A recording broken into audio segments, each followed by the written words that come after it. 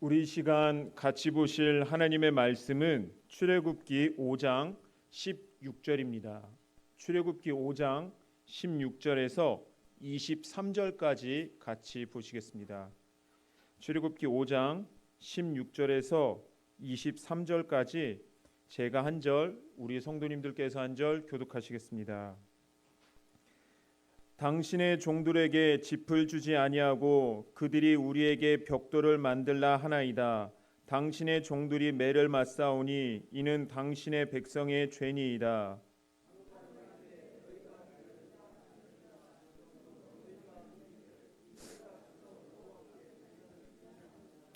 이제 가서 일하라. 짚은 너희에게 주지 않을지라도 벽돌은 너희가 수량대로 바칠지니라.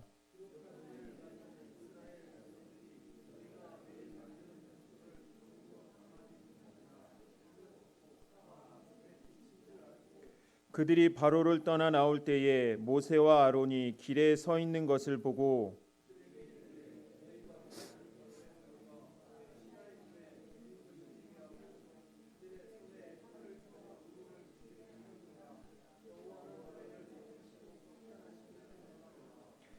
모세가 여호와께 돌아와서 아뢰되 주여 어찌하여 이 백성이 학대를 당하게 하셨나이까 어찌하여 나를 보내셨나이까 내가 바로에게 들어가서 주의 이름으로 말한 후로부터 그가 이 백성을 더 학대하며 주께서도 주의 백성을 구원하지 아니하시나이다.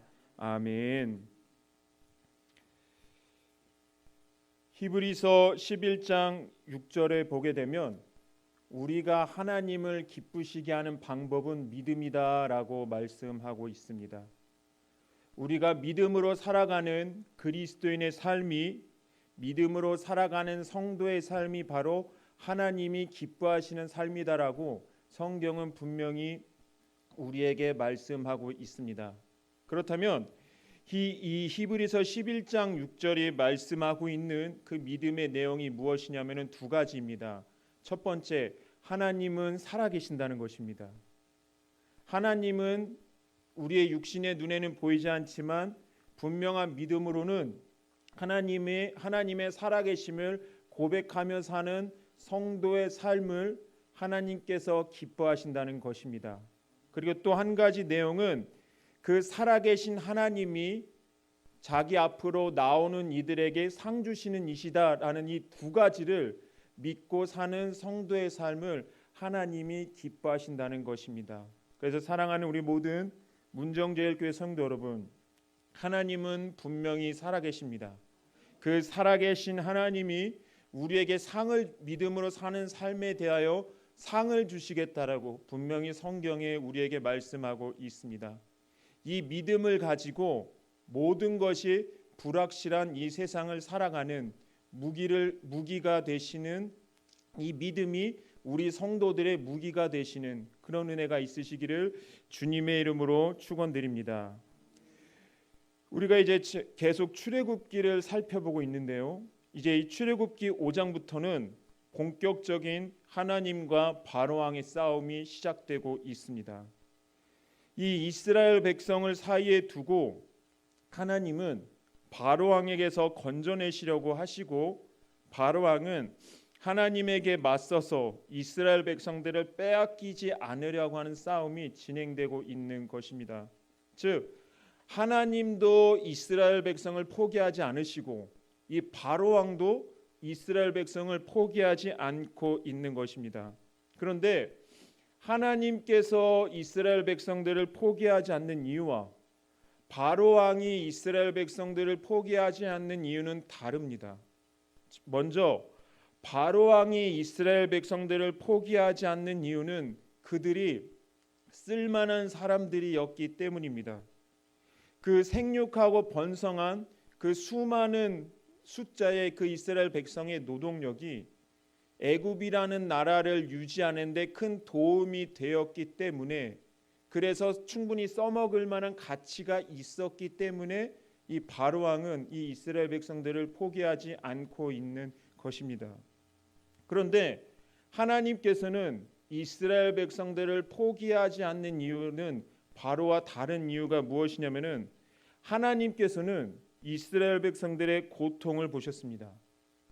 이스라엘 백성들이 신음하여 부르짖을 때 하나님께서는 그 고통을 들으시고 그들을 돌보셨다라고 출애굽기 1장은 우리에게 말씀하고 있습니다. 즉, 이 바로왕이 이스라엘 백성들을 자신의 품에 두려는 이유는 자기의 탐욕에 이익이 되기 때문이고, 하나님께서 이스라엘 백성들을 포기하시지 않는 이유는 이스라엘 백성들의 고통을 두 번 다시는 보실 수가 없으셔서 그 고통을 건져내시기 위하여 포기하지 않으신 거고, 그 포기하지 않으심이 바로와의 전쟁으로 이어졌다라고 하는 것입니다. 그래서 사랑하는 우리 모든 문정제일교회 성도 여러분, 우리가 이제 이 출애굽기에 하나님의 구원하시는 역사를 읽어가면서 이 이스라엘 백성들을 구원하셨던 하나님의 은혜가, 그 하나님의 역사가 동일하게 저와 우리 성도님들의 삶에도 이루어진 줄로 믿고, 지금도 여전히 이스라엘 백성들을 끝까지 포기하지 않으셨던 것처럼 지금도 동일하게 우리들도 똑같이 포기하지 않으시는 하나님이심을 믿으시는 은혜가 있으시기를 주님의 이름으로 축원드립니다. 하나님께서 우리에게 이 출애굽기의 구원의 이야기를 주신 이유가 무엇이겠습니까? 이 이스라엘 백성들을 향한 아버지의 마음이 우리를 향하여 똑같이 너희를 포기하지 않고 너희를 사랑한다는 뜻입니다. 내가 이스라엘 백성들을 구원해낸 것처럼 너희들도 똑같이 내가 구원해냈고, 너희들을 끝까지 천성을 가는 그 모든 믿음의 여정 가운데 내가 너와 함께 할 것이다라고 이 출애굽기 이야기를 통하여 우리에게 말씀해 주고 계시는 것입니다. 그래서 우리가 성경은 어느 그 먼 이스라엘이라는 전 고대의 역사가 아니라 나에게 하시는 하나님의 말씀이심을 믿으시는 은혜가 있으시기를 주님의 이름으로 축원드립니다. 이스라엘 가운데 역사하셨던 그 하나님이 내게도 역사하신다, 내 삶 가운데도 일하신다 라는 그 믿음을 가지고 살아가시는 우리 모든 성도님들 되시기를 주님의 이름으로 축원드립니다. 오늘 우리가 읽었던 이 본문의 앞부분을 잠깐 살펴보게 되면 하나님의 사람 모세와 아론이 등장하게 되고, 이제 그들을 통하여 하나님의 뜻이 애굽 왕 바로에게도 전해지고 또 이스라엘 백성들에게도 전해집니다. 이제 그 오랜 시간 동안 하나님께 부르짖었던 이스라엘 백성들이기 때문에 드디어 그 응답을 모세와 아론을 통하여 응답을 들었고, 그것이 사실임을 표적을 통하여 확인했던 이 이스라엘 백성들은 이제는 우리가 나가겠구나, 이제는 우리가 바로 해방되겠구나라는 큰 희망에 부풀어 있었습니다. 그런데 이 하나님의 말씀을 전해들은 그 바로는 그 하나님의 말씀에 순종하지 않고 오히려 이 이스라엘 백성들의 기대와는 다르게 이스라엘 노예로 살고 있는 이스라엘 백성들의 삶을 더욱더 힘들게 합니다. 더욱더 상황을 무너지게 만들어 버립니다. 그런데 이 바로가 이 이스라엘 백성들을 그렇게 한 이유가 두 가지가 있는데요. 첫 번째는 모세와 아론이 애굽에서 잘 지내고 있는 이스라엘 백성들을 꿰어내서 괜히 그들을 힘들게 한다는 인상을 심어주기 위함이었던 겁니다. 출애굽기 5장 9절에 보게 되니까 이 바로가 그 신하들에게 이렇게 지시를 합니다. 그 사람들의 노동을 무겁게 함으로 수고롭게 하여 그들로 거짓말을 듣지 않게 하라라고 말합니다. 즉 모세와 아론이 전하는 하나님의 말씀이 거짓말로 여겨지도록 그 이스라엘 백성들의 삶을 더욱더 힘들게 만들어라라고 이렇게 명령을 하고 있는 것입니다. 어떤 내용이신지는 아마 다 아실 것입니다.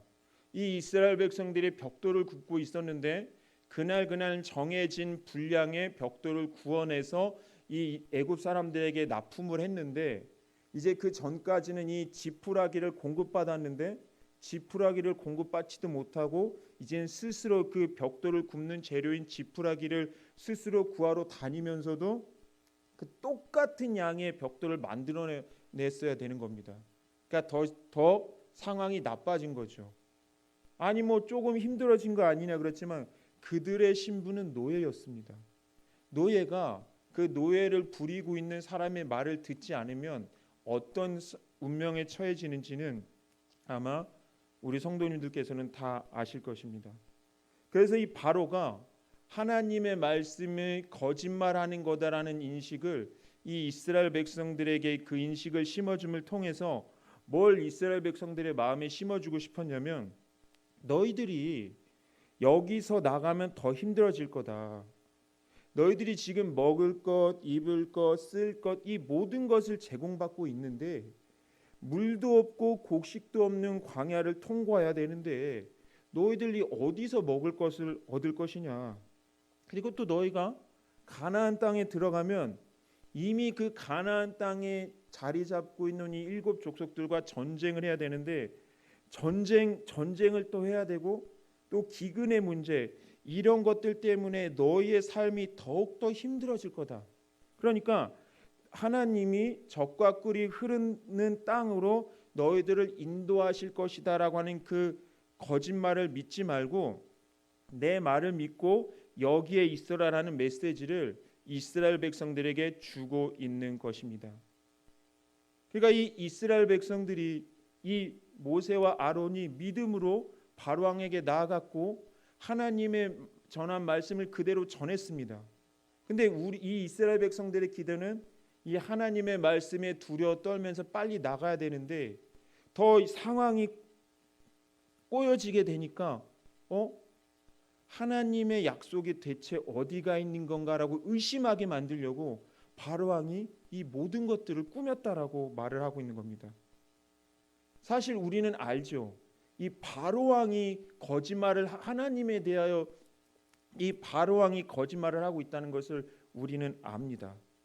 사실 이 바로는 그냥 거짓말한 것이 아니라 사실에 기반한 거짓말을 한 겁니다.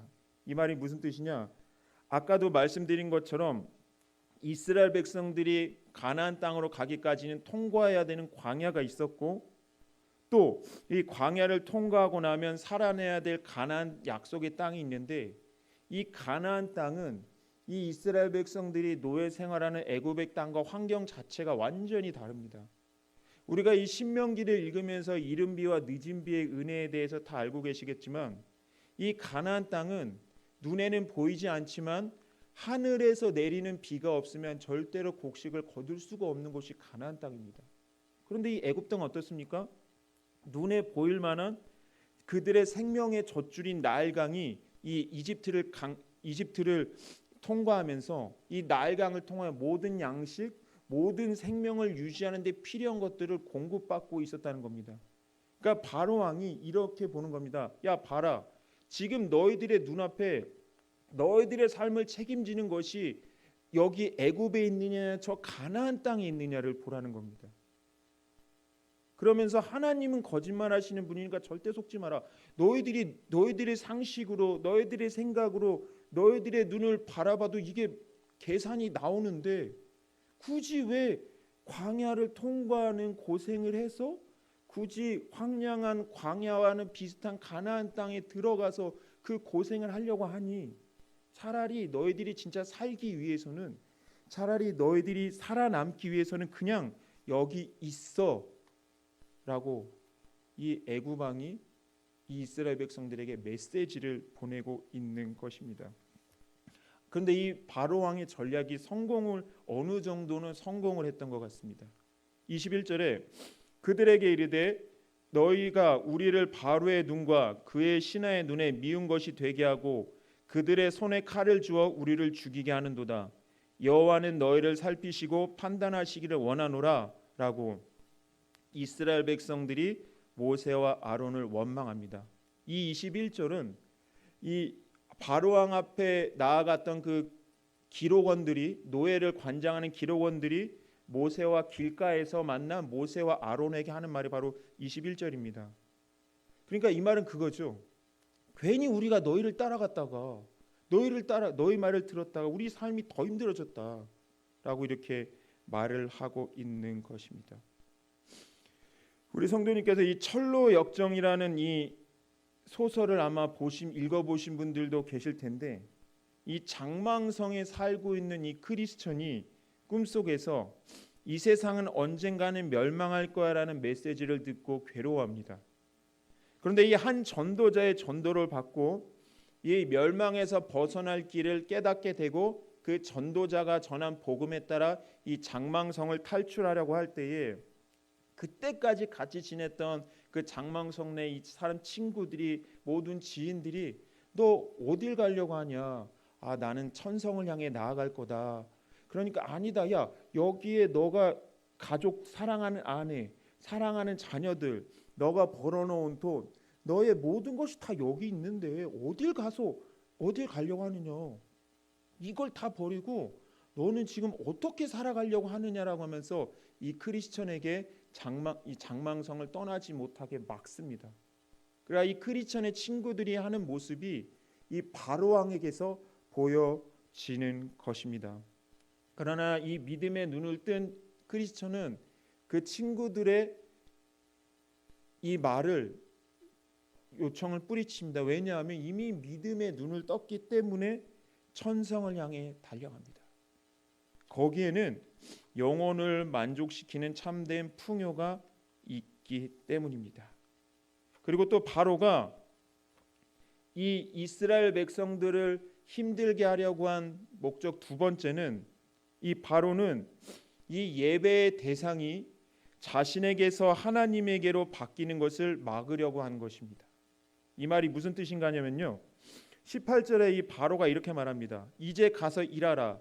짚은 너희에게 주지 않을지라도 벽돌은 너희 수량대로 바칠지니라 라고 말합니다. 물론 이 말은 바로의 말이고 이스라엘 백성들에게 하는 말입니다. 이 18절에서 우리가 주목해 봐야 할 부분이 이제 가서 일하라입니다. 이 일하라는 말에 일하라라는 이 부분에 해당하는 히브리어 단어가 에베드라는 단어인데, 이 에베드는 일하다, 섬기다라는 뜻을 가지고 있습니다.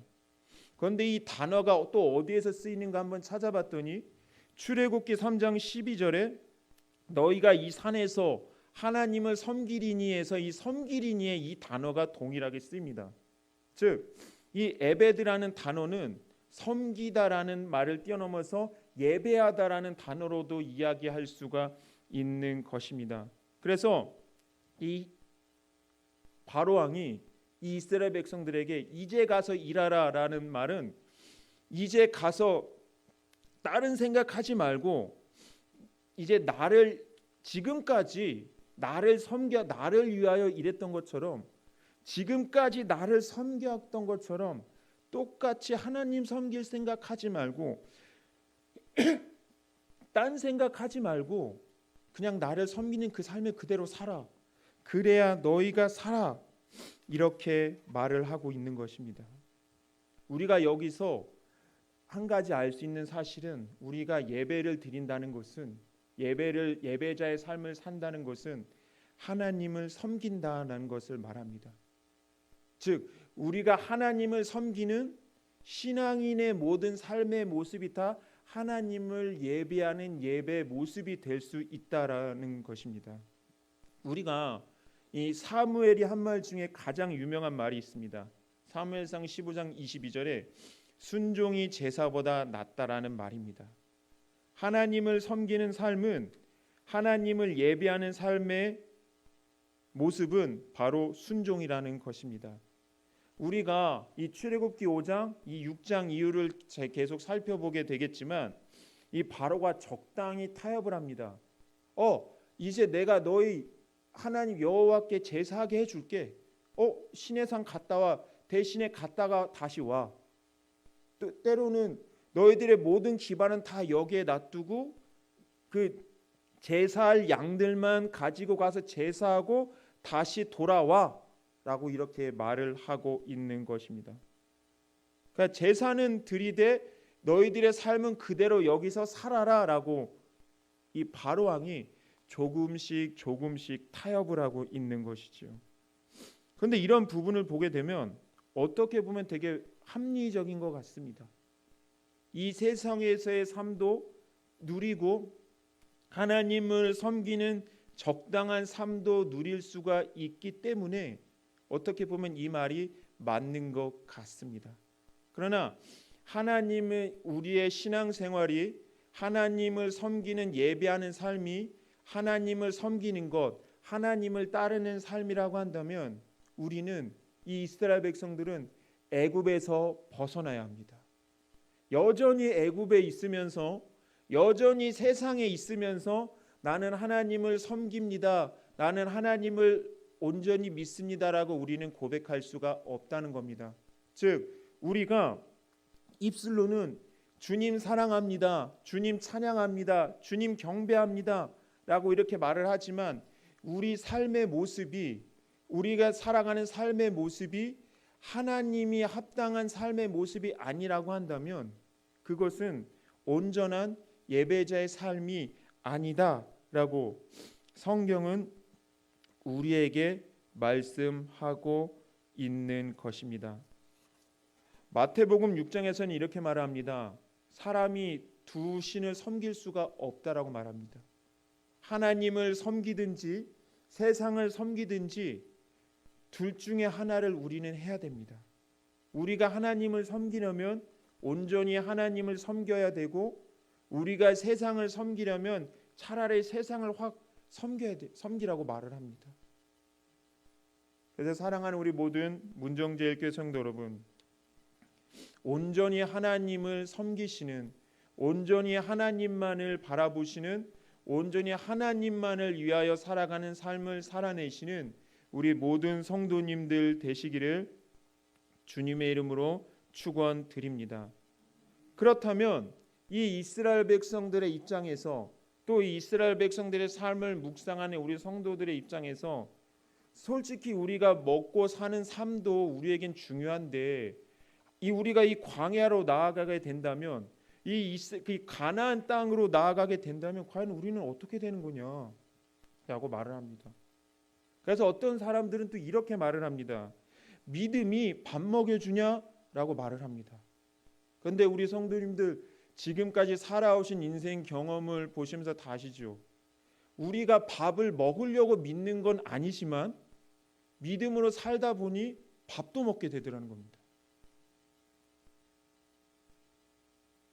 우리가 하나님을 우리 주인으로 모셔드렸을 때 하나님의 보좌에서 우리의 필요한 모든 것들이 다 공급되더라는 것입니다. 그래서 예수님이 하신 말씀이 그 유명한 말씀이 이거 아니겠습니까? 너희는 먼저 그의 나라와 그의 의를 구하라. 그리하면 이 모든 것이 너희에게 더하리라 라고 말씀하셨습니다. 그러니까 이 바로는 너희가 지금 나를 떠나서 하나님에게로 나아가지 실체도 보이지 않는 하나님에게로 나아가지 그 하나님을 따르는 그 성도의 삶은 실패할 거야, 낮아질 거야, 아무것도 없을 거야, 완전히 폭망할 거야라고 이렇게 세상은 우리에게 거짓말을 하지만 이미 믿음으로 살아간 우리들은 그 은혜를 이미 경험했던 우리들은 그 말이 거짓말임을 너무나도 잘 알고 있다는 것입니다. 그래서 우리는 하나님의 은혜로 말미암아 지금까지 여기로 온 것 아니겠습니까? 이 출애굽에 성공한 이스라엘 백성들이 이 광야로 가는 노정의 그 삶을 자세히 살펴보면 하나님께서 계속 공급하십니다. 만나와 메추라기를 계속 공급하시고요. 불기둥과 구름기둥으로 이스라엘 백성들을 계속 그 광야에서 폭 실패하지 않도록 광야에서 죽지 않도록 계속 이 이스라엘 백성들을 끝까지 공급하시는 하나님께서 약속하신 그 가나안 땅까지 끝까지 인도하시는 하나님을 우리는 보게 되는 것입니다. 하나님께서는 자신의 것을 가지고 계속 우리에게 공급하시고 계속 우리에게 쏟아붓고 계십니다. 우리는 그 은혜로 여기까지 살아온 사람들입니다. 근데 바로 이 세상은 우리에게 요구를 합니다. 너희가 살려면 능력이 돼야 돼. 너희가 뭔가를 하려면 이게 있어야 돼. 너희가 이게 없으면 이 세상에서 도태돼. 그런데 이 바로가 말하는 것처럼 우리의 삶이나 환경을 보면 그게 맞는 것처럼 느껴진다는 것입니다. 우리의 삶이나 환경을 보면 말입니다. 그래서 바로는 이 거짓말을 통해서 의도하는 것이 무엇이었느냐? 하나님은 환경 위에 계신 분이 아니다. 하나님은 환경에 지배를 당하시는 분이 당하는 약한 존재다.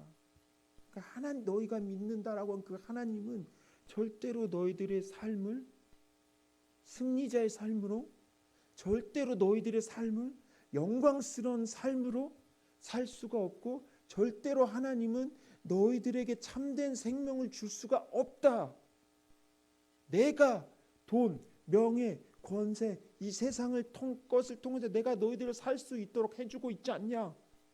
라고 이렇게 말을 하고 있는 것이죠. 바울의 거짓말은 바로 여기 있습니다. 사랑하는 우리 문정제일교회 성도 여러분, 우리가 믿는 하나님은 환경을 뛰어넘어서 계시는 하나님이십니다. 그런데 그 하나님이 아까 서두에서 말씀드렸던 것처럼 이 바로왕이 세상이 우리를 써먹기 위하여 우리를 사랑하는 것이 아니라 우리 존재 자체를 사랑하셔서 우리의 고통을 돌보신 것입니다. 그래서 우리 성도들의 삶은 구원은 또 우리 삶의 회복은 신앙의 회복은 어디서부터 우리가 시작되느냐? 우리를 사랑하신 그 하나님의 사랑을 믿는 데서부터 시작합니다. 우리가 그분의 사랑을 믿지 아니하면 우리가 어떻게 이 시간에 기도할 수 있겠습니까? 우리의 죄가 우리를 무섭게 짓누르는데 어떻게 우리가 하나님 앞에 나와서 기도할 믿음이 가질 수가 있겠습니까? 하나님의 사랑 때문입니다. 어떻게 예수 그리스도의 십자가가 우리의 것이 될 수 있겠습니까? 하나님의 사랑 때문입니다. 그래서 요한복음 3장 16절 하나님이 세상을 이처럼 사랑하사 독생자를 주셨으니 이는 저를 믿는 자마다 멸망치 않고 영생을 얻게 하려 하십니다. 라고 말씀하고 있습니다. 세상은 하나님은 죽었다라고 말합니다. 때로는 하나님은 우리를 떠났다라고 말합니다. 때로는 나의 마음의 생각을 통해서도 하나님에 대해 믿음으로 사는 삶에 대해 내가 지금 잘하고 있나 의심을 하게 만들어 버립니다. 이 세상에 들려오는 소리 때문에 우리는 흔들리기도 합니다. 그러나 성경은 분명히 우리에게 말씀합니다. 하나님은 분명히 살아계시고 하나님은 분명히 우리를 사랑하신다라고 말씀하고 있습니다. 말씀의 결론을 맺도록 하겠습니다.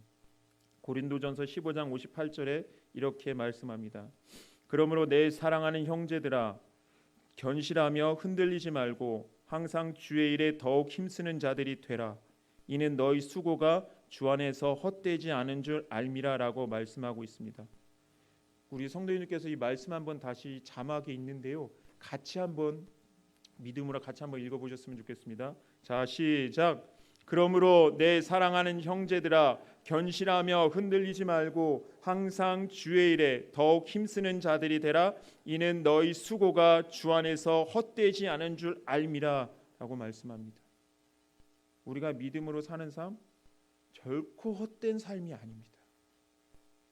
그래서 우리는 지금 믿음의 길을 걸어가다가 조금 부족하고 연약해서 넘어질 수는 있지만 우리가 이렇게 믿음으로 살아가는 이 삶이 결코 헛된 삶이 아님을 하나님이 성경을 통해 우리에게 말씀하고 계시니 이 말씀을 붙잡고 이 믿음의 길을 연약할지라도 부족할지라도 조금 느릴지라도 묵묵히 걸어가시는 우리 성도님들 되시기를 주님의 이름으로 축원드립니다. 혹 우리가 이 믿음의 길을 가다가 넘어졌을지라도 우리가 그 넘어진 그 자리에서 한 가지 기억해야 되는 것이 있습니다. 우리 로마서 5장 8절 같이 보겠습니다. 우리 자막이 있습니다. 읽어보겠습니다. 시작. 우리가 아직 죄인 되었을 때에 그리스도께서 우리를 위하여 죽으심으로 하나님께서 우리에 대한 자기의 사랑을 확증하셨느니라. 우리가 넘어졌을 때에도 여전히 우리를 사랑하시는 주님을 바라보고 일어서시는 우리 성도님들 되시기를 바랍니다. 우리가 믿음으로 살다가 힘이 빠졌을 때 그 힘을 공급해 주시는 주님을, 여전히 사랑하시는 주님을 바라보고 그 사랑 안에서 다시 그 힘을 공급받고 믿음의 길을 걸어가시는 우리 모든 성도님들 되시기를 주님의 이름으로 축원드립니다. 우리 시간